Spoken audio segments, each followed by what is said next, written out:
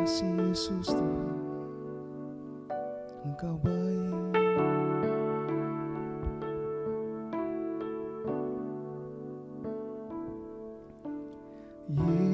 Yesus, Kau telah memulai segala yang baik dalamku. Engkau menjadikanku serupa gambaran-Mu dan berharga di mata-Mu. Yesus, Kau telah memulai karya yang mulia dalamku. Kau berikan hidup-Mu sebagai ganti dosaku, karena kasih-Mu padaku. Sekarang ku memuji-Mu, Allah yang setia, yang tak pernah meninggalkan perbuatan tangan-Mu.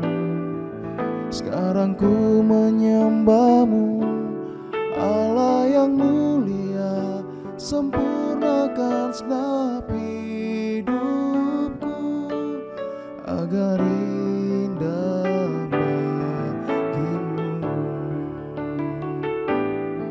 Sekarang ku memuji-Mu, Allah yang setia, yang tak pernah meninggalkan perbuatan tangan-Mu. Sekarang ku menyembah-Mu, Allah yang mulia, sempurnakan segenap hidupku agar indah bagi-Mu, agar indah bagi-Mu, agar indah bagi-Mu.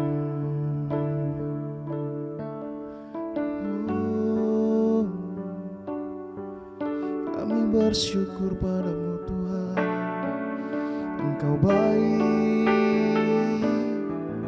Kau yang layak terima segala pujian Tuhan. Kami menyembah nama-Mu. Terima kasih Yesus Tuhan, Kau Allah yang setia. Haleluya, kami bersyukur. Terima kasih Yesus Tuhan, Engkau baik.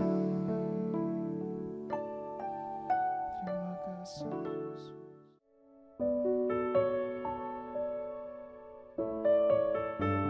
Saudara yang dikasihi oleh Tuhan, kalau kita mempelajari Henokh ini, mengapa dia tidak terpengaruh, ya, tidak tergoda, ya, dengan kejahatan dan daya tarik dunia, godaan dunia pada masanya?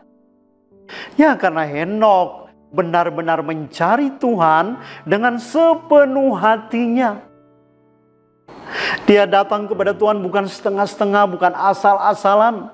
Tetapi Henokh telah mencari Tuhan dengan sepenuh hatinya. Ia berdoa atau berbicara dengan Allah dan hidup hanya untuk Tuhan. Seperti yang juga kita baca, seorang hamba Tuhan, teman dari Yosua, yaitu Kaleb. Tuhan menyatakan dalam firman-Nya tentang Kaleb dalam Bilangan 14 ayat 24. Di sana Tuhan berfirman, "Hambaku Kaleb, karena lain jiwa yang ada padanya dan ia mengikut aku dengan sepenuh hati, akan kubawa masuk ke negeri yang telah dimasukinya itu, dan keturunannya akan memilikinya." Luar biasa. Mereka datang kepada Tuhan dengan sepenuh hati. Mereka datang kepada Tuhan, mencintai Tuhan dengan sepenuh hati.